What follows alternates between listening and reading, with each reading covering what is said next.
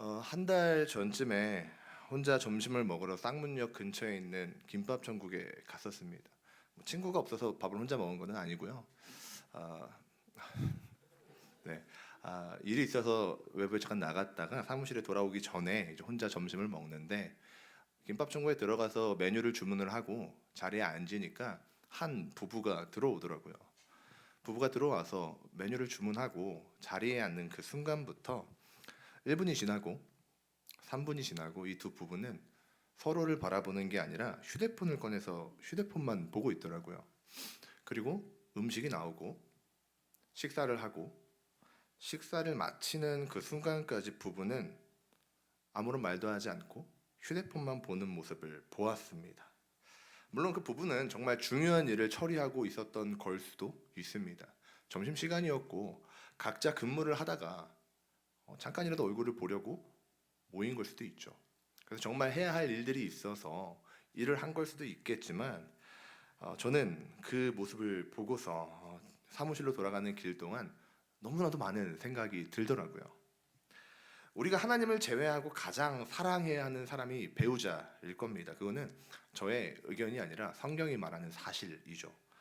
그런데 그 가장 사랑하는 사람과 식사를 하면서 서로의 시선은 서로를 보지 않는 모습이 참 속상했습니다. 한마디 없이 서로에게 집중하는 것이 아니라 휴대폰을 집중하는 모습이 자꾸 머릿속에 맴돌더라고요.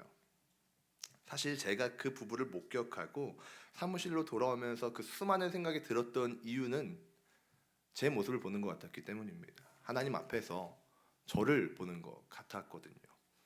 사랑하는 성도님들, 우리는 신앙에 있어서 마치 그 부부처럼 하고 있는지도 모르겠습니다. 하나의 식탁에 둘이 앉아서 같은 시선을 보는 것이 아니라 서로 다른 두 개의 시선으로 보고 있는지도 모르겠습니다. 오늘 본문에도 비슷한 인물이 등장합니다. 우리 같이 한번 그 말씀을 나누기를 원합니다. 먼저 오늘 본문을 보니까요, 우리가 읽은 본문에는 제자들과 함께 마을을 걷고 계시는 예수님이 등장합니다. 여기서 예수님이 제자들과 걸었던 그 마을은요, 헬라어 원어를 보니까 코메라는 단어를 사용하고 있습니다.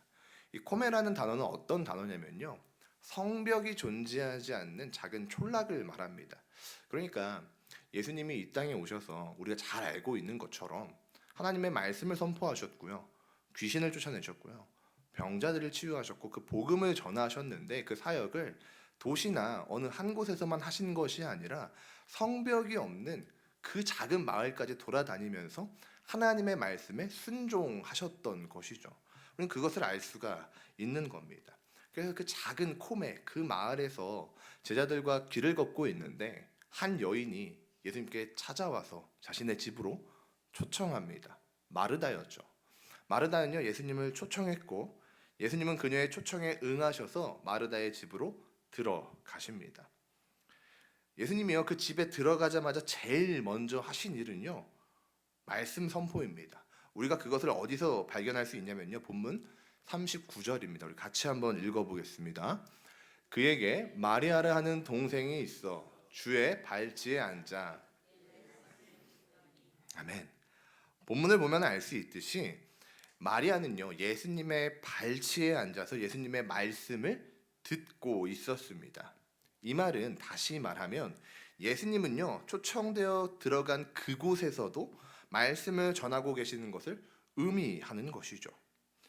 예수님은요, 언제나 하나님의 나라에 대해서 말씀하셨고요, 하나님의 나라 백성이 어떻게 살아야 하는지에 대해서 말씀하셨습니다.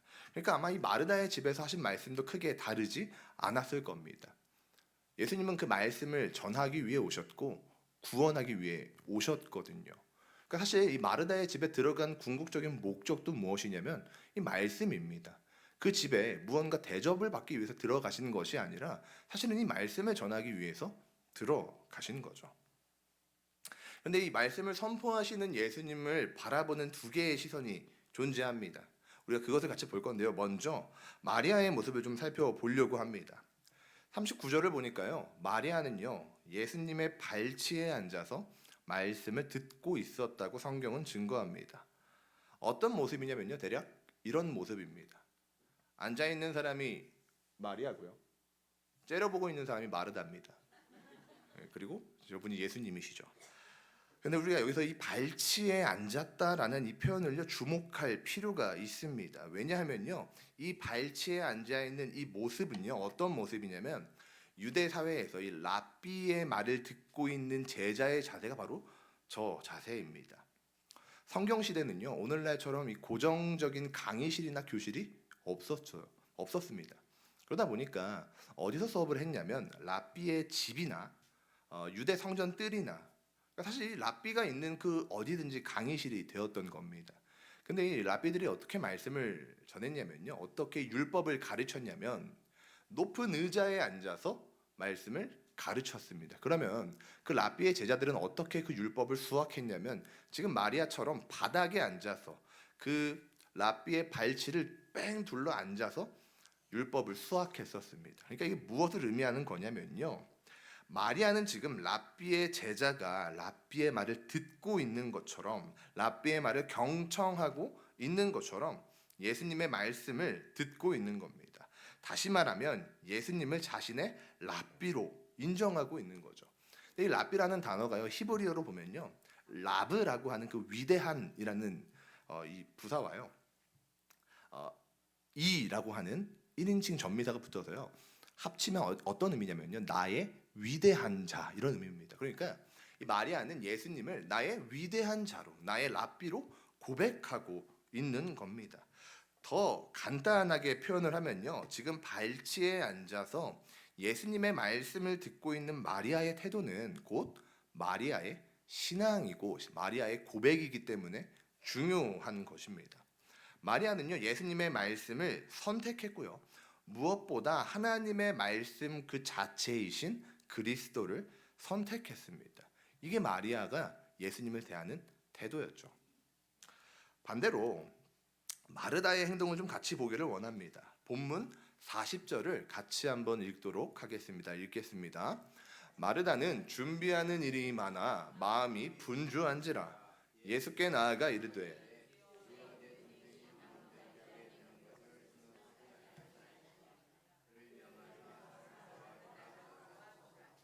아멘. 본문을 보니까요 마르다는요 준비하는 일이 많아서 마음이 분주했다 이렇게 성경은 증거하고 있습니다. 그도 그럴 것이 지금 예수님을 집으로 초대한 사람이 누굽니까? 마르다 아닙니까? 그러니까 예수님을 자신의 집으로 초대했으니 마르다에게는 조금 더 구체적으로 마르다와 그의 식구들에게는요 의무 하나가 주어집니다. 그 의무가 뭐냐면요 예수님을 접대해야 한다는 겁니다. 이 유대 사회에서 이 히브리인들에게는 집으로 초청하는 것과 환대하는 일이요 단순히 미덕을 넘어서는 일입니다. 그러니까 도덕적인 일을 넘어서는 일인 거죠. 창세기 18장을 보니까요 아브라함과 아브라함을 찾아온 세 사람이 등장합니다. 아마 다들 기억하실 겁니다.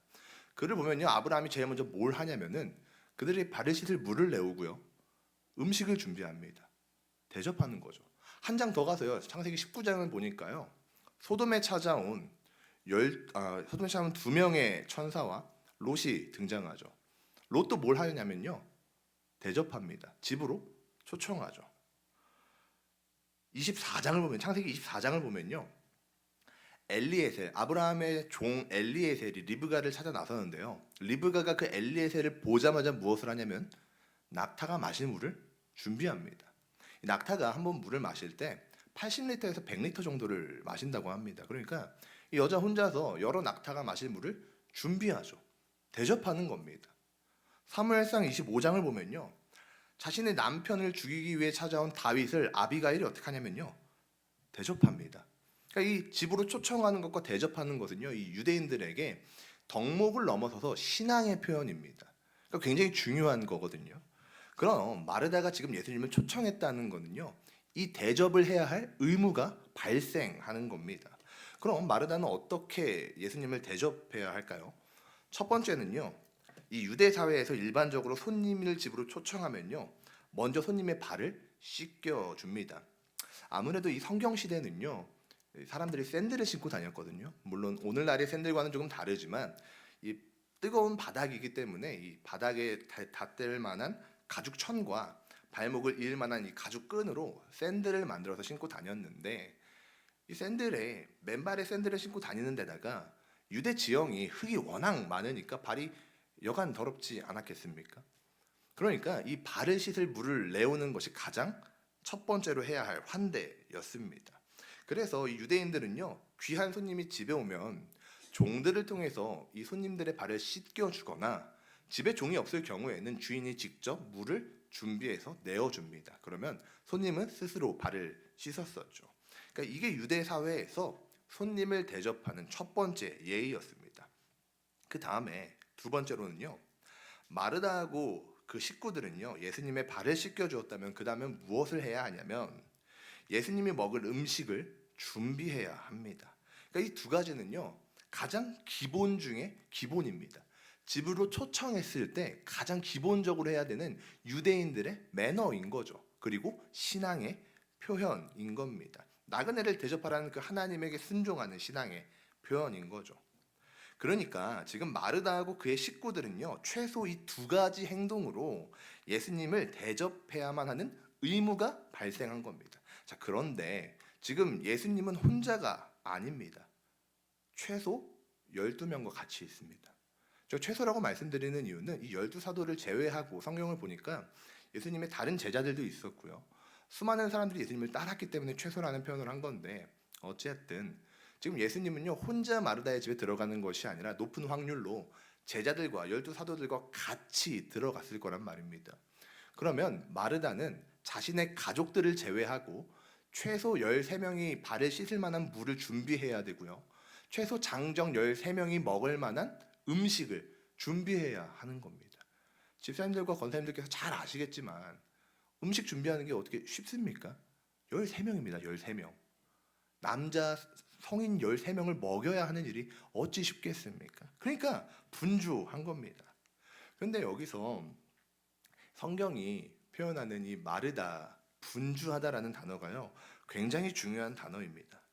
이 단어는요, 헬라어로 페리스파오라는 단어인데요, 이 단어를 이제 분해해서 해석하면요, 페리라는 전치사와 스파오라는 이 동사가 결합된 건데 어떤 의미냐면요, 사방으로 끌려다니다, 이런 표현입니다. 그러니까 마르다가 중심을 잡지 못하고 많은 일 때문에 마음이 사방으로 끌려가는 것을 의미하는 겁니다.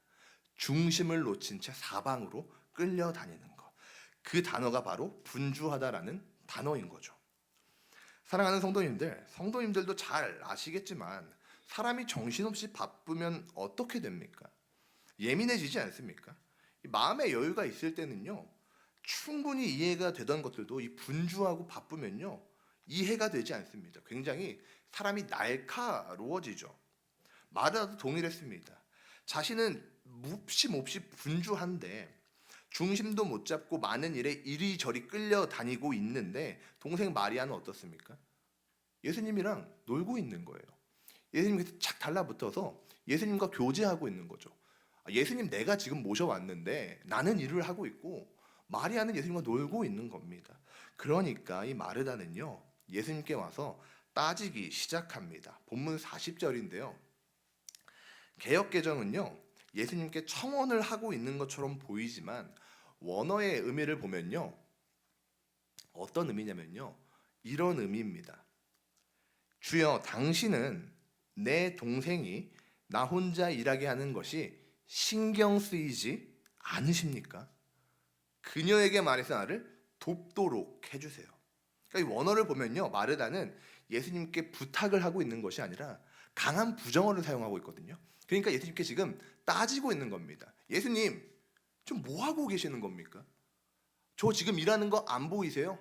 저 일하고 있는데 지금 마리아 쟤 놀고 있는 거 안 보이세요? 쟤 시켜서 저를 도와주게 해주세요. 이렇게 지금 말을 하고 있는 거죠.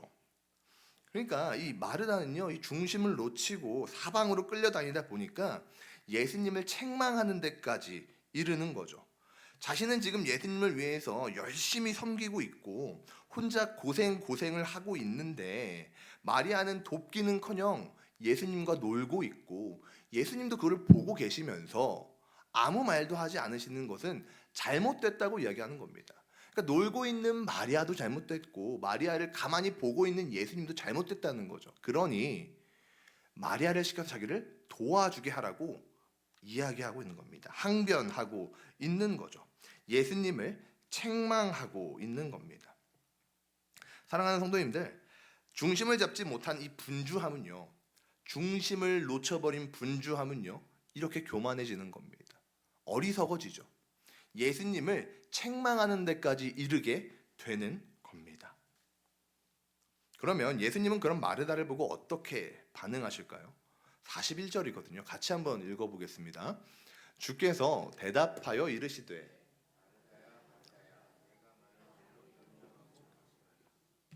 아멘. 먼저 예수님은요, 마르다의 이름을 부르십니다. 그런데 중요한 건요, 2번 부르시거든요. 마르다야? 마르다야? 2번 부르십니다. 이 행동이 굉장히 의미가 있는데요. 신약 성경에서 특히 복음서에서 예수님이 이름을 2번 부르시는 경우가 종종 등장합니다. 이거를 조금 신학적인 용법으로 이중혹격이라고 표현을 하는데, 이 이중혹격은요, 언제 쓰이냐면요, 주로 예수님이 애정을 담아서 부르실 때 혹은 어떠한 사람을 타이를 때 사용되는 단어입니다. 그러니까 지금 예수님은 자신을 초청해서 자신을 책망하고 있는 마르다를 꾸짖거나 그녀에게 분노를 표출하는 것이 아니라 부르고 계시는 겁니다. 애정을 담아서 부르고 계시는 거고요. 그녀의 분주한 마음을 타이르고 계시는 거고요. 그녀의 화를 달래주고 계신 것이죠. 그리고 중심을 잡지 못하는 마르다에게 이렇게 말씀하십니다. 같이 한 번만 읽겠습니다. 몇 가지만 하든지 혹은 한 가지만이라도 족하니라. 마리아는 아니하리라 하시니라. 아멘. 이 부분은 사실 원어하고 이 개역 개정이 좀 많이 다릅니다. 원어를 보면요, 이렇게 말하고 있습니다. 너는 많은 일에 대해서 염려하고 불안해한다. 하지만 필요한 것은 하나만 있다. 다시요. 너는 많은 일에 대해서 염려하고 불안해한다. 하지만 필요한 것은 하나만 있다. 이게 무슨 말이냐면요, 마르다는 예수님을 대접하기 위해서, 그리고 예수님과 좋은 시간을 보내기 위해서 이것저것 하면서 불안해하고 걱정하면서 준비를 하고 있는데, 필요한 것은 단 하나라고 말씀하시는 겁니다. 즉 예수님은요, 마르다에게 수많은 봉사가 중요한 것이 아니라 그리스도께 집중하는 것이 더 중요하다고 말씀하고 계시는 겁니다. 사랑하는 강북우리 교회 성도님들, 그런데요, 여기까지만 이야기를 하면요, 과거에 특히 그랬거든요. 혹자들은 마리아와 이 마르다를 비교하면서 마르다가 마치 되게 못된 사람인 것처럼, 되게 잘못을 하는 사람인 것처럼 해석하곤 했습니다. 그녀의 봉사를 폄하하기까지 했죠. 하지만 저는 이 마르다를 잘못된 사람으로 해석하지 않습니다. 그리고 그녀의 봉사가 잘못되었다고 해석하지도 않습니다. 왜냐하면요, 만약에 그녀가 정말 잘못된 사람이었다면, 그녀의 봉사가 정말 폄하받아 마땅한 행동이었다면 예수님은 그녀를 타이르지 않았을 겁니다. 예수님은 그녀에게 책망하셨겠죠. 성경을 보니까요, 예수님은 우리가 모두 잘 알고 있는 사실이지만 굉장히 인자하시고 약자를 사랑하시는 하나님이시지만 한편으로는 굉장히 단호하신 분이 예수님이시죠. 그녀가 정말 죄를 지었다면, 책망받아야 한다면 예수님은 그녀를 엄히 꾸짖었을 겁니다. 하지만 예수님은 그녀를 책망하지 않으십니다.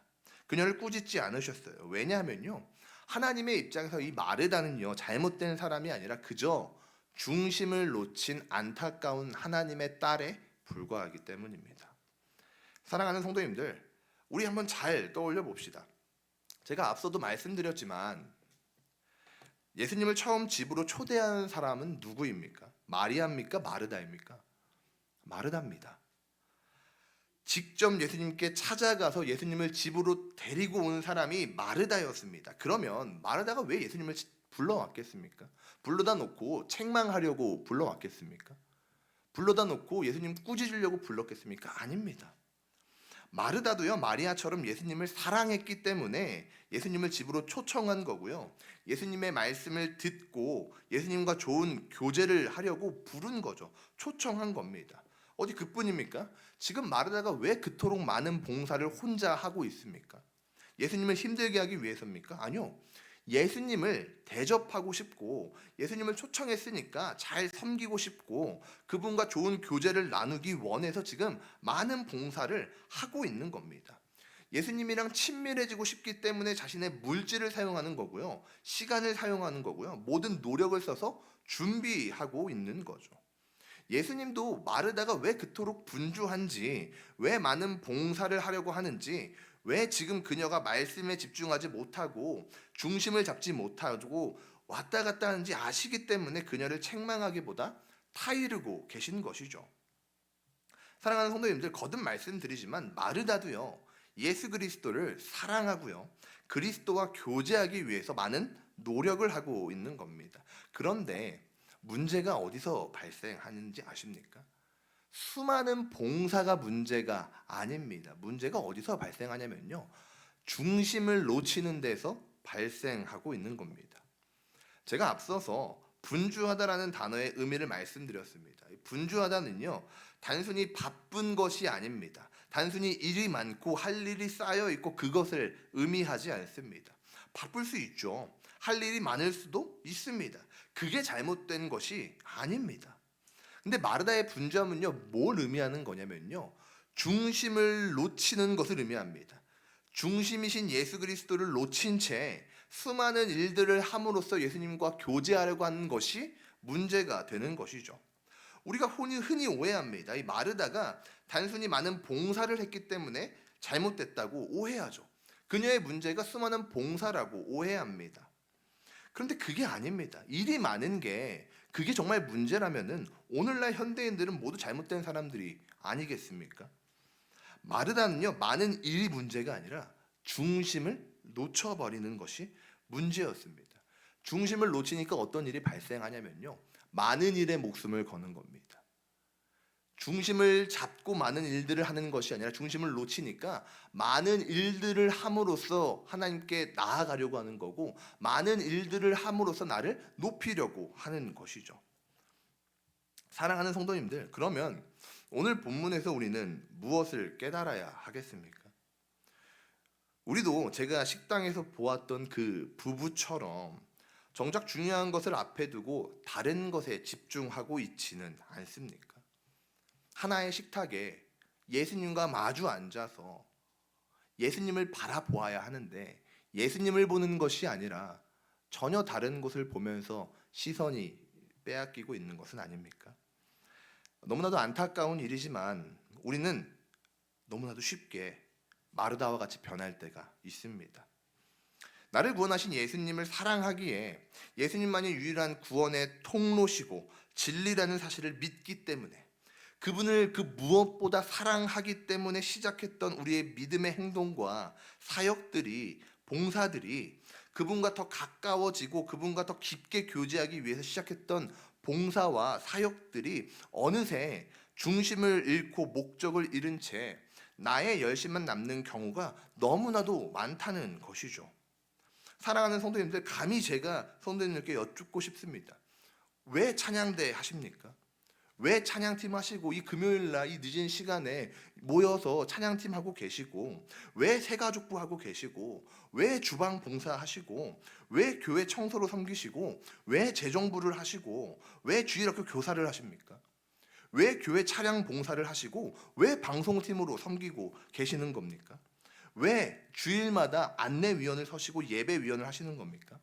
더 나아가서 왜 수요 예배, 금요 성령 집회, 매 새벽 예배, 주일 예배, 중보 기도회, 그 수많은 예배와 기도회에 왜 참여하시는 겁니까? 교회에서 맡기니까, 교회에서 시키니까 그냥 하는 겁니까? 우리는 왜 처음에 이 사역을 시작했습니까? 마르다와 똑같지 않습니까? 나를 구원하신 주님께 너무 감사해서 내가 할 수 있는 이 작은 것들을 흘려 보냄으로 하나님께 영광 돌리고 싶어서 시작한 사역이 아닙니까? 하나님과 깊게 교제하고 싶고 내 구주 예수 그리스도를 따라가고 싶어서 시작한 것 아닙니까? 그런데 지금은 어떠신가요? 여전히 기쁨과 감사가 넘치십니까? 그렇다면 너무 다행입니다. 계속 그 감사와 기쁨으로 하나님을 바라보시고 하나님의 말씀에 귀를 기울이시고 그 말씀에 순종하면서 우리 나아갑시다. 그런데 혹여 감사와 기쁨은 잃은 채 고생하는 나, 고통받는 나, 외로운 나, 인정받고 싶은 나만 남아 있다면 사랑하는 성도님들, 그거는 우리가 점검해 보아야 할 때입니다. 오해하지 않으시길 바랍니다. 저는 성도님들의 봉사와 사역이 무의미하다고 말씀드리는 것이 아닙니다. 수많은 예배를 드리고 온라인으로까지 그 예배를 드리는 열심과 행위를 무시하는 것도 아닙니다. 정죄하는 것도 아니죠. 많은 일을 섬기고 있다고 책망하고 있는 것은 더더욱더 아닙니다. 오히려 성도님들의 수고와 헌신은요, 교회에 큰 힘이 되고 있습니다. 그런데 분명히 필요한 일들이 맞는데 그 봉사 이전에, 많은 봉사와 섬김 이전에 더 중요한 것이 있다고 말씀드리고 있는 겁니다. 사랑하는 성도님들, 많은 봉사가요, 하나님과의 관계를 대신할 수는 없습니다. 그렇기 때문에 우리는 많은 봉사에 앞서서 먼저 하나님과의 관계를 맺어야 합니다. 공예배를 통해서, 하나님의 말씀을 통해서 하나님과의 관계를 맺어야 하는 거죠. 그래서 저희 교회에서 리딩 지저스도 하고 제자 훈련도 하는 것 아니겠습니까? 봉사 너무 중요하죠. 근데 그것보다 더 중요한 것이 있는데 그건 바로 하나님과의 관계입니다. 사랑하는 성도님들, 우리 나의 유일한 중심이신 그리스도를 놓고 있지는 않은지, 하나님의 말씀 그 자체이신 예수님과의 관계를 놓고 있지는 않은지 이 시간 점검하기를 소망합니다. 사랑하는 성도님들, 우리 모든 믿음의 결단과 봉사, 사역의 시작은요, 말씀이어야만 합니다. 하나님의 말씀이 우리의 봉사와 사역의 시작이자 목적이어야 하고, 말씀 그 자체이신 그리스도가 우리의 봉사와 사역의 시작이자 목적이어야만 합니다. 그분과의 친밀한 관계가, 그분과의 친밀한 교제가 우리의 사역과 봉사의 시작이자 목적이어야만 합니다. 우리가 그 중심을 놓친다면요, 우리의 모든 봉사와 사역은 중심을 잃어버린 무의미한 것들이 되고 말 겁니다. 하나님을 위해서 시작했던 모든 것들이 이제는 중심을 놓친다면 하나님을 위해서 시작했던 그 모든 것들이 하나님을 위한 것이 아니라 나를 드러내는 도구가 되어버리고 말 겁니다. 그리고 어느새 나를 드러내는 그 도구는 우리를 사방으로 끌고 다닐 겁니다. 말씀을 맺으려 합니다. 사랑하는 강북우리 교회 모든 성도님들, 찾아오신 예수님 앞에 마리아하고 마르다는 다른 반응을 보였습니다. 두 사람 다 예수님을 사랑하는데요, 예수님이 너무 소중한데요, 그 예수님의 말씀에 전혀 다른 반응을 보이고 있죠. 그 이유는요, 다른 게 아니라 누구는 사랑하고 누구는 사랑하지 않아서가 아니라 중심의 문제입니다. 중심을 붙잡은 마리아는요, 그리스도의 말씀에 귀를 기울이죠. 근데 중심을 놓친 마르다는요, 많은 일에 이끌려서 사방으로 끌려 다니게 되는 겁니다. 사랑하는 성도님들, 하나님은 지금도 여전히 중심을 놓친 채 많은 일들에 끌려다니고 있는 하나님의 자녀를 안타깝게 여기고 계십니다. 혹여 이 자리에 중심을 놓친 채 많은 일들에 끌려다니고 있는 성도님들이 계시다면 우리 함께 중심이 되시는 그리스도께로 돌아갑시다. 하나님의 말씀으로 우리 다시 돌아갑시다. 하나님의 말씀에 귀를 기울이고 그분의 말씀에 순종하면서 먼저 하나님과의 친밀한 관계를 맺읍시다. 많은 일들은 그 다음입니다. 우리의 사역도 우리의 봉사도 그 다음입니다. 먼저는 관계입니다. 제가 청년부 설교 때 했던 한 문장을 청년들이 되게 좋아했었는데요. 어떤 말이었냐면요, 신앙은 열심이 아니라 방향이라는 말이었습니다. 우리가 부산에 가고 싶어서 부산으로 막 가고 있는데, 열심히 가고 있는데 방향이 의정부를 향하고 있다면 그 열심에 배에 배를 더한다 한들 우리는 부산에 갈 수 없습니다. 왜냐하면 방향이 틀렸거든요. 신앙은요, 방향입니다. 그러면 그 올바른 방향을 맺는 것, 하나님과 올바른 관계를 맺는다는 것은 무엇을 의미하겠습니까? 바로 그분 안에 머무는 것입니다. 머문다는 것은요, 아무것도 안 한다는 그런 말이 아니라요, 무엇을 하든지 하나님께 우리의 우선순위를 두는 것을 의미합니다. 하나님과의 관계가 내 삶의 가장 중요한 것이 되도록 하는 것이죠. 하루를 시작하면서, 봉사를 시작하면서 우리 중심과 목적을 하나님께 두는 그것이 바로 하나님 안에 머무는 것입니다. 마르다는 예수님을 사랑했지만 예수님 앞에 머물지는 못했습니다. 반면에 마리아는요, 동일하게 예수님을 사랑함으로 예수님 앞에 머물렀고요, 예수님의 말씀에 귀를 기울였고요, 거기서 벗어나지 않으려고 애를 썼습니다. 그러면 사랑하는 성도님들, 우리는 지금 어디에 머물고 있습니까? 예수님 안에 머물고 계십니까? 아니면 많은 일들에 끌려서 이리저리 다니고 계십니까? 식탁에 마주 앉아서 서로를 보고 있습니까? 아니면 다른 것에 시선을 빼앗기고 있습니까? 사랑하는 성도님들, 우리의 예배와 봉사는 어디를 향하고 있습니까? 하나님을 향하고 있습니까? 아니면 나 자신을 위한 도구가 되었습니까? 오늘 우리는 결단해야 합니다. 우리는 중심을 다시 주님께 드려야 합니다. 우리는 다시 주님이 우리의 중심이 되실 수 있도록 주님께 우리를 드려야 합니다. 주님만이 우리의 사역의 이유요 목적이어야 합니다. 사랑하는 성도님들, 하나님 앞에 정직하게 나의 모습을 돌아보면서 우리 모두가 주님 안에 머물고 주님과 동행하는, 주님과 올바른 관계를 맺음으로 주님과 함께 많은 사역을 하는 진짜 그리스도인들이 되기를 간절히 소망합니다.